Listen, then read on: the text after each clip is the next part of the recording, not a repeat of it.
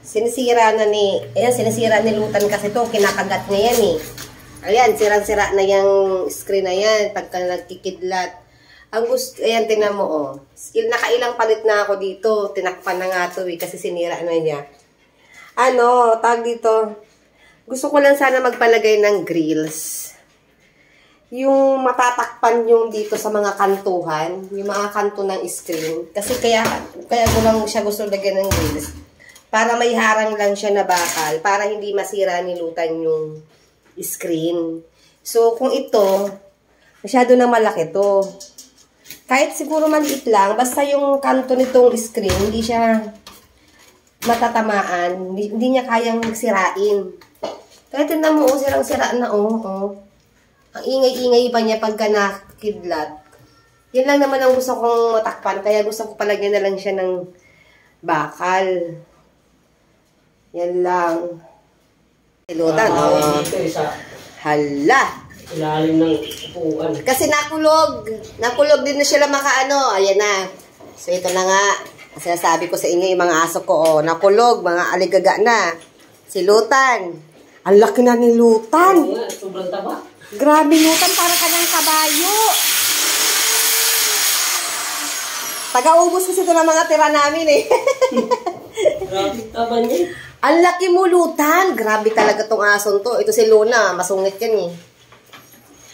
Ayan na. Ito pinalagyan ko na ng bakal. Ayan o. Kasi nakita niyo yung una kong video sa inyo. Ito. Ginangat-ngat niya yan. Ginangat-ngat. Si Lutan lang naman. Duwag kasi to eh. So ngayon, pinalagyan ko na siya ng grills. Para hindi na nila mangangat-ngat yung screen. Kasi nakailang pagawa na ako dyan. Lagi nila sinisira. So, ngayon may harang na siya. O, diba? Di na nila yan kayang ngat-ngatin. O, yan na. Nakulog na. O, takot na yan si Lutan. Pag walang tao dito, nag-iingay na yan. So, ayan. Takot ka na, no? Grabe si Lutan. Napakaduwag ito. Duwag ka, Lutan. Si Luna nga, o. Behave lang si Luna, o. Babe kayo dito, ha? O, makakatulog na ako. Pag nakulog, di na kayo mag-iingay. Oh. Flash break. Hello. Ayan, nandito ko ngayon sa aking likod ng bahay at aayusin ko na yung mga halaman ko. Uy. Ayan na. Kita niyo yung yung harapan ng bahay na wala na yung mga halaman. Ayan ang aking mga ginawa for today. Actually, hindi ako ang gumawa. Kumuha ako ng tao para maglinis dito sa aking harapan. So, tatapusin ko na, i-arrange ko na ang mga halaman ko. Oh my God. Ayan, tapos na yung aking ginagawa. Ito yung harang ko kay Lutan at Luna dito. Itong area na to kasi, andyan yung mga aso ko. So, noong una kong pinagawa to, hindi ko napapinturahan, pinalawang. So, ngayon ko lang siya napapaint. Ayan, kasabay ng grills doon sa likod. Hindi ako makapasok kasi basa pa yung pintura. So, pakita ko sa inyo mamaya yung grills na nagawa. So, at least may pintura na siya. Hindi na siya kakalawangin. Ayan. 2 days ako nagpagawa ng bahay para yung mga kunting re-repairing, pina-repair ko. So, yan ang aking project. Ito yung bakante kong space dito sa may likod ng kwarto ko. Ayan, inayos ko yung mga halaman. Ito yung door ng kwarto ko. Paglabas mo dyan, kwarto ko na yan. Ito yung door. Ayan ang aking mga plantita. Ito yung magulo ko dating garden na medyo magulo pa rin naman. So, inayos ko lang siya ng konti kasi ang gusto ko mangyari, ang dami pang gagawin talaga dito sa bahay kasi kailangan ko pa magpa-repaint. Ito talagang floor ko. Plano ko dito magpa-tiles. So, hindi pa nga siya nagagawa. Kaya, yung mga halaman ko dito magulo, pina-arrange ko, di ba nagpatanggal ako ng mga damo. So, ito na yung kinalabasan. Ayan. So, yun yung mga plantita ko. Ito. Ayun, inayos ko nung nakaraan. Medyo maayos na. Wala na siyang damo. May magkano bills ko? Magkano? Ha? Reading ka? So, ito, plano ko to. Kung hindi pa ako makabili na, makapagpa-tiles, palalagyan ko siya ng artificial grass. Ito yung plano ko para tambayan. Pero, iniisip ko kasi, kung lalagyan ko siya ng artificial grass, parang hirap siya linisan. Halimbawa, may pusa, magpupo. So, baka mangamoy. Ayoko mangamoy. Bahala na. Pagka, plano ko talaga dito ay itatiles ko to.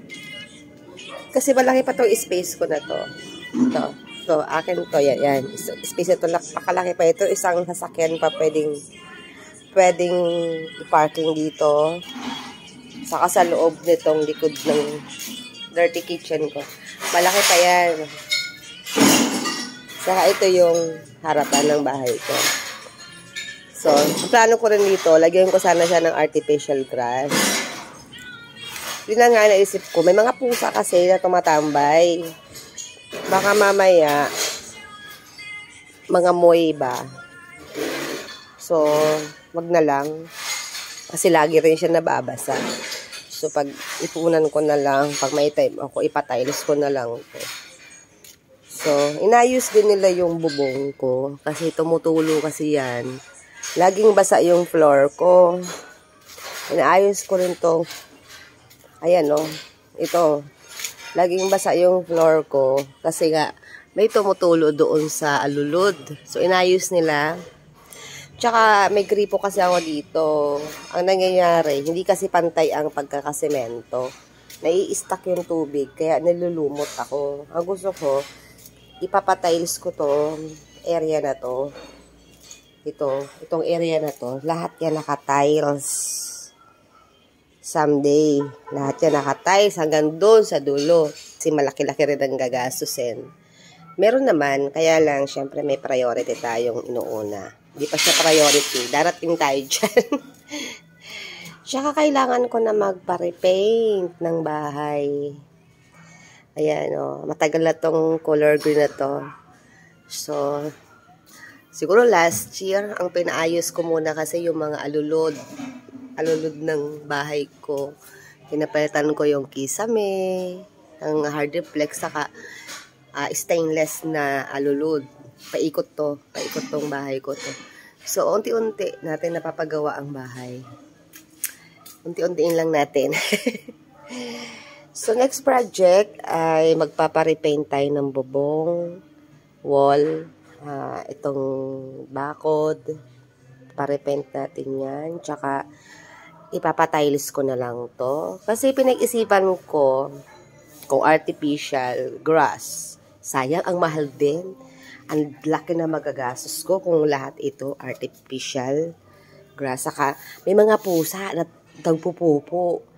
So, mahirap, mangangamoy ako. Wag na nga lang. So, dahil inayos na rin naman yung taas, wala na sigurong tulo. Mawawala na yung, dito, yung tubig. So, yan. Ang aking project. House project. Thank you, Lord.